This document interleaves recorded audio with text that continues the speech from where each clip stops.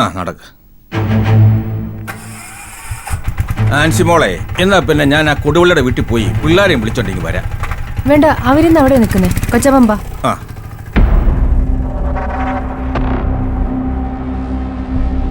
ആ T V കണ്ടായിരുന്നോ? ന്യൂസൊക്കെ വന്ന് വെച്ച് കാണ്.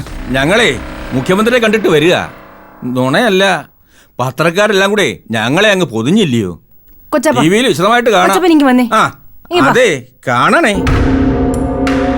ഇനി ഒരു മാസത്തേക്ക് ഭയങ്കര ചർച്ചയായിരിക്കും. വനിതാ കമ്മീഷന്മാരെ എന്നെ വിളിക്കുന്നോണ്ട് ഞാൻ ഫോൺ സ്വിച്ച് ഓഫ് ചെയ്ത് ബാഗിനകത്ത് വെച്ചിരിക്കുക.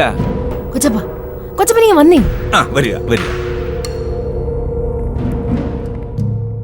നിക്കടെ അവിടെ.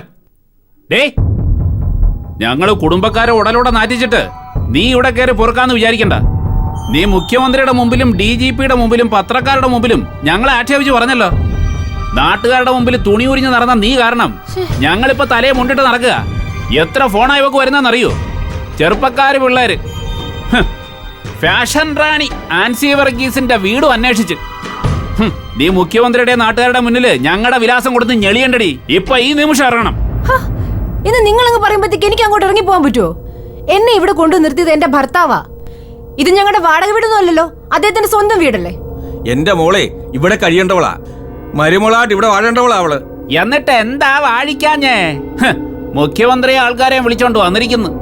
എടി, നിന്റെ കാര്യത്തിൽ ഒരു തീരുമാനം ഉണ്ടാക്കാനേ മുഖ്യമന്ത്രിക്കും DGPക്കും പറ്റും. പക്ഷേ ഞങ്ങളുടെ വാക്ക് കേൾക്കാതെ ഒരു മന്ത്രിയും ഒരു തീരുമാനം എടുക്കത്തില്ല. ഞങ്ങളും കൂടി തീരുമാനിക്കണം. എനിക്കറിയാം, എന്നെ എന്റെ ഭർത്താവിനെ ഇല്ലാതാക്കാനായിട്ട് നിങ്ങൾ തന്നെ ഇതൊക്കെ ചെയ്യിപ്പിക്കുന്നത് എനിക്ക് നന്നായിട്ട് അറിയാം. എന്റെ ഭർത്താവിനും അറിയാം. ഞങ്ങളെ പോണ്ട വഴി തന്നെയാ പോകുന്നത്. ഈ മുഖ്യമന്ത്രിക്കും DGPക്കൊക്കെ മേളിലെ ഒരു കോടതിയുണ്ട്, പരമോന്നത കോടതി. അതിൽ ഞങ്ങൾക്ക് വിശ്വാസമുണ്ട്. ഇനി ആ സപ്പോർട്ട് കൂടി ഉണ്ടെങ്കിൽ ഞാൻ ഇവിടെ തന്നെ കാണും. എന്റെ ഭർത്താവിന്റെ കൂടെ ഉള്ളിടത്തോളം ഞാൻ ഈ വീട്ടിൽ തന്നെ താമസിക്കും. കേട്ടല്ലോ, പോലീസും മന്ത്രിയും കോടതിയും ഒക്കെ ഒരു പെണ്ണ് വരച്ച വര നിൽക്കുമെന്ന് മനസ്സിലായല്ലോ. അത് ഞങ്ങൾക്കറിയാം. ഒരു പെണ്ണ് വരച്ച വരയില്ലേ ഒരു ഗവൺമെന്റ് തന്നെ വീണ ചരിത്രമുണ്ട്. മുഖ്യമന്ത്രി രാജിവെച്ച ചരിത്രവും ഉണ്ട്. സെക്രട്ടേറിയറ്റ് വളഞ്ഞ് മാസങ്ങളോളം സമരം നടത്തിയ ചരിത്രവും ഉണ്ട്. ഇവൾ അതിനുള്ള പുറപ്പാടാ. അവള് പറഞ്ഞത് കേട്ടില്ലേ? അവള് വരച്ച വരയില്ല മുഖ്യമന്ത്രിയും DGPയും ഒക്കെ. അവളുടെ മനസ്സിലിരിപ്പ് കണ്ടില്ലേ? വളച്ചു കാണും അവള്. തോന്നിവാസം പറഞ്ഞോ. ഞാൻ ആരാണെന്ന് അറിയാമോ?